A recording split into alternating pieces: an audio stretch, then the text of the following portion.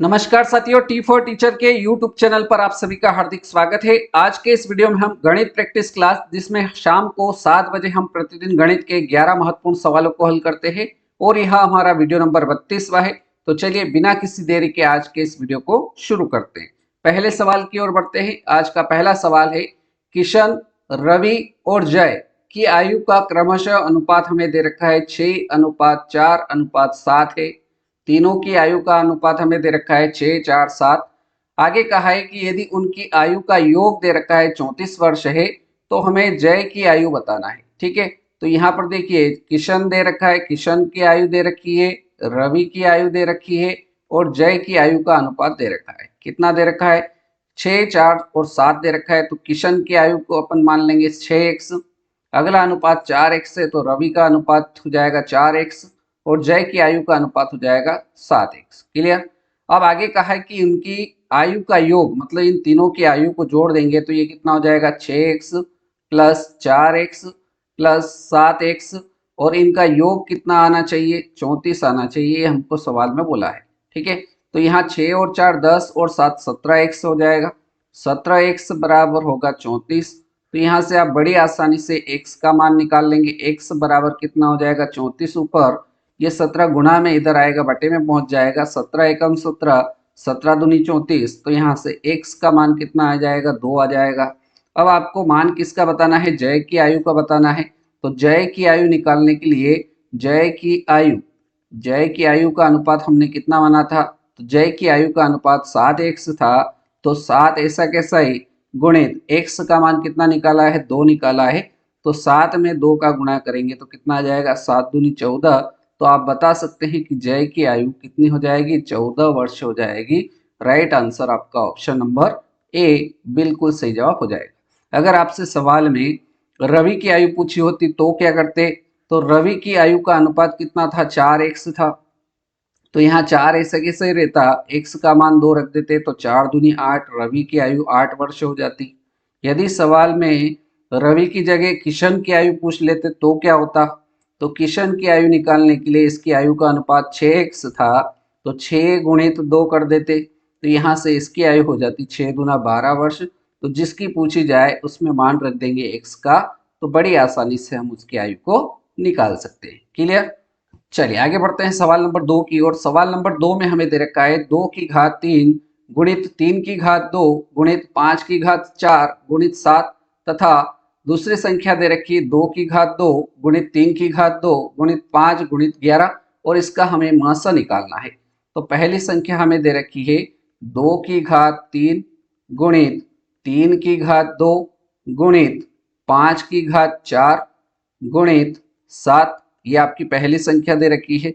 दूसरी संख्या है हमारे पास, दूसरी संख्या दे रखी है 2 की घात 2 गुणित 3 की घात 2 गुणित 5 गुणित 11 और इनका हमें HCF बताना है। तो HCF में क्या होता है? जो गुणनखंड है इसके उभयनिष्ठ होना चाहिए और पावर छोटी होना चाहिए। यहाँ देखिए 2 की पावर 3 है, यहाँ 2 की पावर 2 है। तो छोटी संख्या कौन सी है? 2 की पावर 2 है। तो हम HCF में किसको लेंगे? 2 की पावर 2 को लेंगे, क्योंकि 2 दोनों जगह है। ठीक है। अब देखिए अगली संख्या है 3 की घात 2, यहाँ पर भी 3 की घात 2 है, यहाँ पर भी 3 की घात 2 है, तो इसको ले लेंगे 3 की घात 2 गुणित 5 की घात 4 यहाँ है और 5 की घात ऊपर कुछ नहीं है, मतलब 1 है।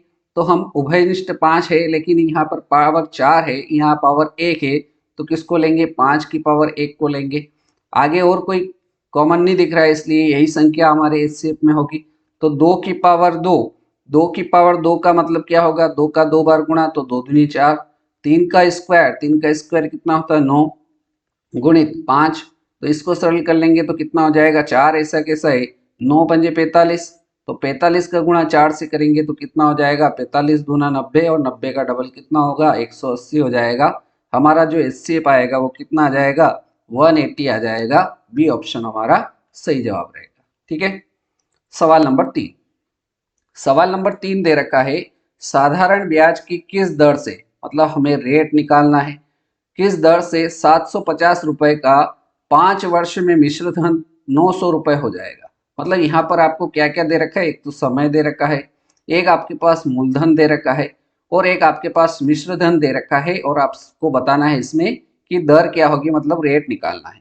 तो सबसे पहले तो ब्याज निकालना है।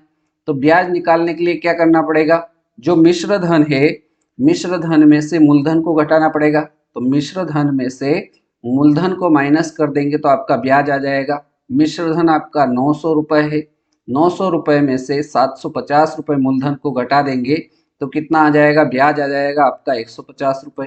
क्लियर, ये 150 रुपये क्या हो गया, ब्याज हो गया। अब आपको दर निकालने में कोई भी दिक्कत नहीं होगी क्योंकि आपको एक फार्मूला याद है, वो है साधारण ब्याज। साधारण ब्याज बराबर होता है मूलधन गुणित दर गुणित समय और बटे में कितना होता है, 100 होता है। ये फार्मूला आप सभी को याद है।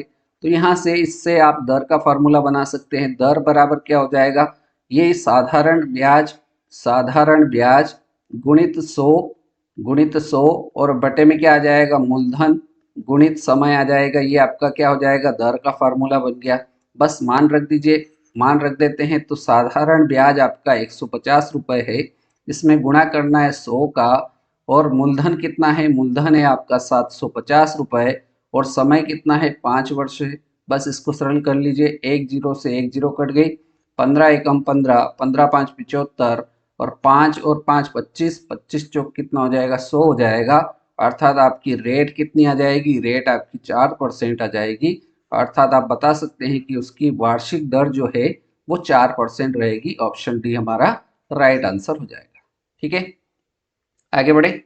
सवाल नंबर 4, सवाल नंबर 4 कह रहा है 1 से 100 तक की संख्याओं के सभी अंकों का योग करना है। मतलब 1 प्लस 2 प्लस 3 ऐसे कहाँ तक जाना है, 100 तक जाना है। तो इन सभी अंकों का योग करने के लिए अपने को फार्मूला याद रखना है। जो आपको याद रखना है कि पहली संख्या प्लस लास्ट, पहली प्लस लास्ट, और उसमें भाग देना है 2 का।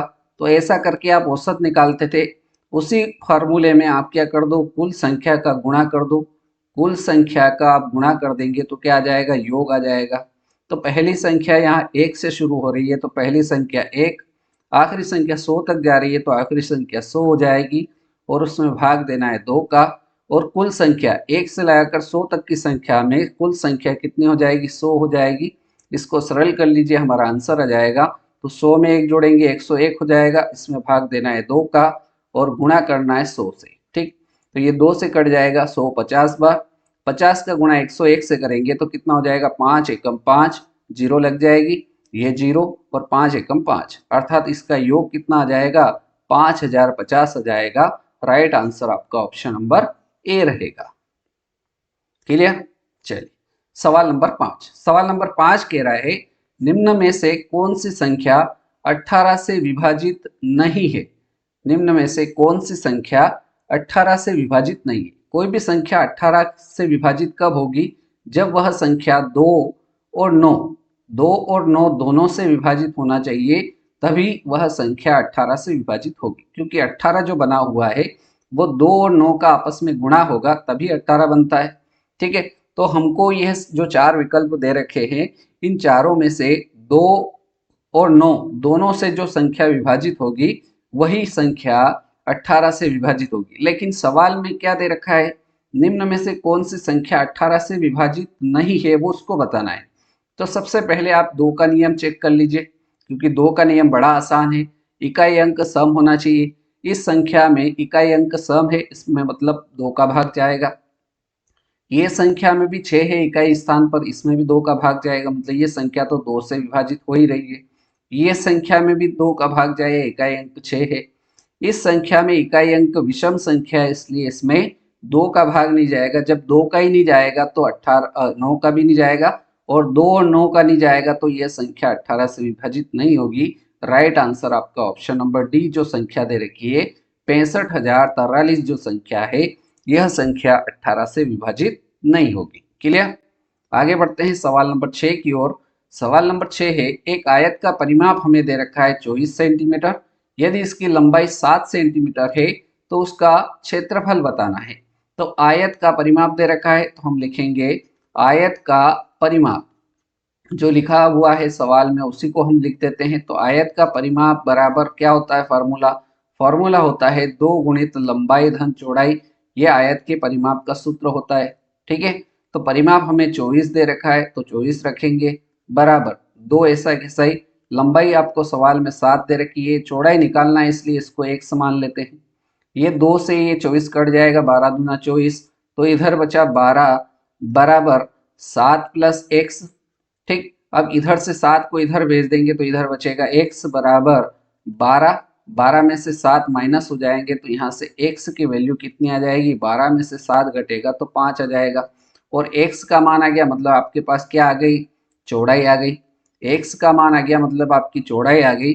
आपको उसका क्षेत्रफल पूछा है तो आयत का क्षेत्रफल, अब आपके लिए कोई भी दुविधा इसमें नहीं होगी। आयत का क्षेत्रफल, आयत का क्षेत्रफल का सूत्र क्या होता है, तो आयत के क्षेत्रफल का सूत्र होता है लंबाई गुणित चौड़ाई।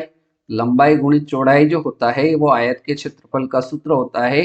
लंबाई आपको सवाल में 7 दे रखी है, चौड़ाई अभी आपने 5 निकाली है, तो 7 का 5 से गुणा करेंगे तो कितना हो जाएगा, 7 पंजे 35, और क्षेत्रफल है इसलिए इसकी इकाई जो रहेगी वो वर्ग सेंटीमीटर रहेगी। अर्थात आयत का क्षेत्रफल कितना हो जाएगा, 35 वर्ग सेंटीमीटर हो जाएगा, जो कि ऑप्शन नंबर डी में है। डी ऑप्शन हमारा करेक्ट आंसर रहेगा। सवाल नंबर 7, सवाल नंबर 7 कह रहा है दो संख्याओं का योग, दो संख्याओं का योग तथा अंतर, दो संख्याओं का योग तथा अंतर 18 तथा 10 है। दो संख्याओं का योग तथा अंतर क्रमशः 18 तथा 10 है, तो बड़ी संख्या ज्ञात करने का बोला है। दो तरीके से इसको हल कर सकते हैं। पहला तरीका जो नॉर्मल आपको पता होगा, दो संख्याओं का योग बोला है मतलब पहली संख्या x, दूसरी संख्या y, इन दोनों का योग मतलब जोड़ दिया तो कितना आना चाहिए, 18 आएगा। दोनों संख्याओं का अंतर मतलब x माइनस वाई बराबर कितना हो जाएगा, 10 हो जाएगा। दोनों को सरल कर लेंगे, ये प्लस के y से माइनस का y कट जाएगा तो ये 2x बराबर कितना हो जाएगा, 18 और 10 28 हो जाएगा। तो यहाँ से आप x का मान निकाल लेंगे 28 और बटे में 2 हो जाएगा, 2 से कट जाएगा 14 बार, मतलब x का मान आपका कितना आ गया, 14 आ गया। अब इस x के मान को आप किसी भी समीकरण में रख दीजिए, तो इसमें पहले वाले में रख देंगे तो ये 14 प्लस वाई बराबर कितना हो जाएगा, 18। तो यहाँ से y बराबर कितना हो जाएगा, 18 माइनस 14, तो y का मान कितना आ जाएगा, 4 आ जाएगा। एक तरीका तो ये। अब यहाँ से आपको देखो x का मान भी 14 आ गया है, y का मान 4 आ गया है, तो बड़ी संख्या आप बता सकते हैं कि 14 है। पहले तरीके से तो आप 14 आंसर बता सकते हैं, एक तरीका तो ये हो गया। दूसरा तरीका कैसे, डायरेक्ट आप बता सकते हैं कि बड़ी संख्या जब भी आपसे पूछी जाए, बड़ी संख्या या सवाल में कभी छोटी संख्या भी पूछ ले तो आप डायरेक्ट कैसे हल करेंगे, वो तरीका मैं बता रहा हूँ। जो योग और अंतर दे रखा है, बड़ी संख्या पूछी जाए तो दोनों को जोड़ दीजिए, बड़ी संख्या अगर पूछी जाए तो दोनों का योग कर दीजिए और भाग दे दीजिए 2 का, तो आपकी बड़ी संख्या कितनी आ जाएगी, 18 और 10 28, 28 में 2 का भाग देंगे तो कितना आ जाएगा, 14 आ जाएगा। बड़ी संख्या आ गई आपकी 14। ठीक है। छोटी संख्या अगर आपसे पूछा जाए, छोटी संख्या क्या पूछी जाए, छोटी संख्या पूछी जाए तो छोटी संख्या कैसे निकालेंगे, दोनों संख्याओं का अंतर कर लीजिए 18 माइनस 10 और उसमें भाग दे दीजिए 2 का, तो 18 में से 10 गया तो कितना बचा, 8 बचा, और भाग देना है 2 से, तो 2 से ये कट जाएगा 4 बार में, और छोटी संख्या आपकी कितनी आ जाएगी, 4 आ जाएगी। तो इस तरीके से भी आप डायरेक्ट बड़ी संख्या और छोटी संख्या निकाल सकते हैं। ठीक है, आया समझ में, बहुत ही सिंपल है। सवाल नंबर 8, सवाल नंबर 8 में हमको बताना है बहुपद पी एक्स बराबर माइनस का 6x प्लस 6 का शून्यक है। तो जो भी बहुपद हमें दे रखा है पी एक्स, इसका जो मान दे रखा है माइनस का 6x प्लस 6, इसको क्या कर दीजिए, 0 के बराबर रख दीजिए, आपका बहुपद का शून्यक निकल के आ जाएगा। तो ये हो जाएगा माइनस का 6x प्लस 6 बराबर कितना हो जाएगा, 0। तो यहाँ से माइनस का 6x यहीं रहेगा, ये प्लस के 6 को उधर भेज देंगे तो माइनस का 6 हो जाएगा, ये माइनस से माइनस कट जाएगा तो x बराबर कितना हो जाएगा, 6, और ये गुणा में x के साथ में 6 कहाँ जाएगा, बटे में चला जाएगा, 6 से 6 कट जाएगा, x का मान कितना आ जाएगा, x का मान 1 आ जाएगा। अर्थात x का मान 1 आ गया, आपका ऑप्शन नंबर सी बिल्कुल करेक्ट आंसर हो जाएगा। क्लियर।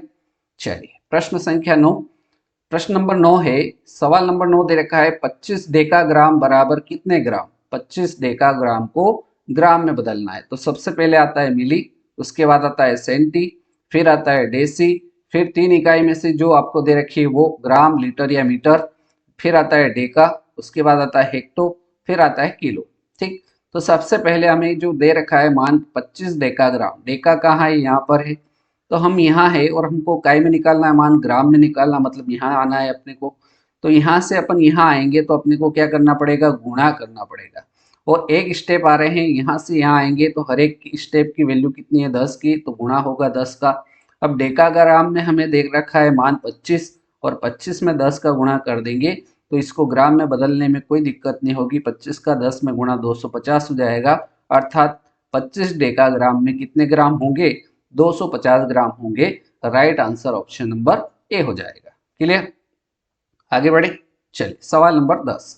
सवाल नंबर 10 है 8 की घात x प्लस 1 बराबर 64 हो तो 3 की घात 2x प्लस 1 का मान क्या होगा। हमें क्या दे रखा है, 8 की घात x प्लस 1 का मान 64 दे रखा है। ठीक, तो इसको अपन 8 की घात के रूप में लिख सकते हैं क्या, तो अपन इसको लिखेंगे 8 की घात x प्लस 1 बराबर 64 को अपन लिख सकते हैं 8 का स्क्वायर, क्योंकि 8 का स्क्वायर कितना होता है, 64 होता है। अब देखिए आधार समान हो गए, आधार समान होने के बाद घातें क्या हो जाती है, बराबर हो जाती है। तो ऐसी कंडीशन में x प्लस 1 किसके बराबर हो जाएगा, 2 के बराबर हो जाएगा। तो यहाँ से आप x का मान निकाल लेंगे, तो x का मान निकालने के लिए 2 ऐसा कैसा ही, प्लस का मान इधर आएगा तो माइनस का हो जाएगा, तो x का मान कितना हो जाएगा, 1 हो जाएगा। अब ये x का मान जो 1 आया है, अपने को मान किसका निकालना है, इसका निकालना है। 3 की घात मान जो निकालना है वो निकालना है 3 की घात 2x प्लस 1 का मान निकालना है। तो ये 3 ऐसा कैसा ही, 2 ऐसा कैसा ही, गुणित x का मान 1 निकाला है प्लस 1, तो ये हो जाएगा 3 की घात 2 का गुणा 1 में तो 2 प्लस 1, तो ये हो जाएगा 3 की घात 2 और 1 3 जोड़ जाएंगे, 2 और 1 कितना हो जाएगा, 3 हो जाएगा। तो इसको सरल कर लीजिए, 3 की घात 3, 3 की घात 3 का मतलब 3 का 3 बार गुणा, तो 3 का 3 बार गुणा करेंगे तो 3 तिया 9, 9 तिया 27, अर्थात हमारा मान कितना आ जाएगा, 27 आ जाएगा। 27 हमारे इस सवाल का राइट आंसर हो जाएगा, जो कि ऑप्शन नंबर डी में है। ठीक है, क्लियर। और अब बारी है आज के इस वीडियो के आखिरी प्रश्न, सवाल नंबर 11। यदि दो छात्रों की वर्तमान आयु का अनुपात दे रखा है 2:3 है। ठीक, आगे कहा है कि 6 वर्ष पहले अनुपात कितना था, 3:5 था। तो हमसे बोला है कि 6 वर्ष बाद उनकी आयु का अनुपात बताना है। तो दो छात्रों की वर्तमान आयु का अनुपात हमें दे रखा है 2:3, तो इसको 2 और बटे में 3 मान लेते हैं, तो x/3। इसने कहा है कि 6 वर्ष पहले, तो 6 वर्ष पहले के लिए अपने को माइनस करना पड़ेगा 6 से, तो दोनों में 6 को माइनस कर देंगे। और 6 वर्ष पहले ये अनुपात कितना था, 3:5 था, तो ये कितना हो जाएगा, बराबर हो जाएगा 3:5। क्रॉस गुणा कर दीजिए, सरल करेंगे इसको, तो 5 का गुणा होगा 2x माइनस 6 से, और 3 का गुणा होगा 3x माइनस 6 से। क्लियर, तो 5 का गुणा 2x से तो ये हो जाएगा 5 दूना 10x, माइनस 6 का गुणा 5 से तो 6 पंजे 30, बराबर 3 का गुणा 3x से तो 3 तिया 9x, माइनस 6 का गुणा 3 से तो 6 तिया 18। यहाँ तक कोई भी समस्या आपको नहीं होगी। अब x वाले भागों को एक तरफ कर लेंगे, तो ये 10x इधर से प्लस का 9x इधर आएगा तो माइनस का 9x हो जाएगा, बराबर माइनस का 18 यहीं रहेगा, इधर से माइनस का 30 उधर जाएगा तो प्लस का 30 हो जाएगा।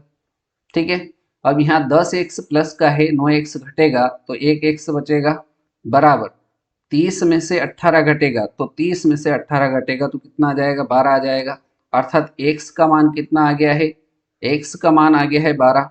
हमारी आयु का, वर्तमान आयु का अनुपात कितना दे रखा था, 2x और 3x था। तो पहले की आयु 2x मानी थी, तो इसमें मान रख देंगे 2 गुणित x का मान 12, तो ये कितना हो जाएगा, 24 वर्ष हो जाएगा वर्तमान आयु। और दूसरे की आयु का अनुपात 3x था, इसमें मान रख देंगे x का, तो 3 गुणित 12, ये कितने का हो जाएगा, 36 का हो जाएगा। लेकिन सवाल में हमसे पूछा है कि 6 वर्ष बाद, मतलब ये आज 24 का है तो 6 वर्ष बाद कितने का होगा, 6 वर्ष बाद यह 30 का होगा।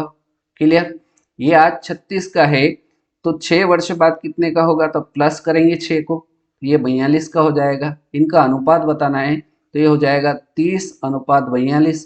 और इसको सरल कर लेंगे तो ये काई से कट जाएगा, 6 से कट जाएगा, 6 पंजे 30 और 6 7 42, तो हमारा अनुपात कितना आ जाएगा, 5:7 आ जाएगा। 5:7 हमारा राइट आंसर जो होगा वो ऑप्शन नंबर बी हो जाएगा। ठीक है, तो इस प्रकार से आज के इस वीडियो में हमने गणित प्रैक्टिस क्लास इसके 11 महत्वपूर्ण सवालों को हल किया। उम्मीद करता हूँ सारे सवाल आपको समझ में आए होंगे। इसी प्रकार से यदि आप शिक्षक भर्ती हिंदी की तैयारी करना चाहते हैं, प्रतिदिन हम 15 प्रश्नों को हल करते हैं और इसका वीडियो प्रतिदिन सुबह प्रातः 9 बजे आता है। इसी प्रकार से गणित की अगर आप तैयारी करना चाहते हैं तो गणित प्रैक्टिस क्लास, जिसमें हम प्रतिदिन 11 सवालों को हल करते हैं और इसका वीडियो प्रतिदिन शाम को 7 बजे आता है। यदि आप हमारे व्हाट्सएप ग्रुप से जुड़ना चाहते हैं तो इस नंबर पर आप क्या कर सकते हैं, मैसेज कर सकते हैं या वीडियो के डिस्क्रिप्शन को चेक कर सकते हैं, वहां पर भी इसकी लिंक दे दी जाएगी। क्लियर? तो आज के इस वीडियो में इतना ही रखते हैं, अगले वीडियो में फिर मुलाकात करेंगे। आपने वीडियो को पूरा देखा उसके लिए बहुत बहुत धन्यवाद। वीडियो अगर पसंद आया हो तो लाइक अवश्य करें, शेयर करें और अभी तक चैनल पर नए हो तो चैनल को सब्सक्राइब कर लीजिए ताकि इस प्रकार के वीडियो आपको मिल सके और आप गणित और हिंदी की तैयारी इस वीडियो के माध्यम से बहुत ही अच्छे तरीके से कर सकते हैं। इतना मैं आपको विश्वास दिला सकता हूँ। धन्यवाद। जय हिंद, जय भारत।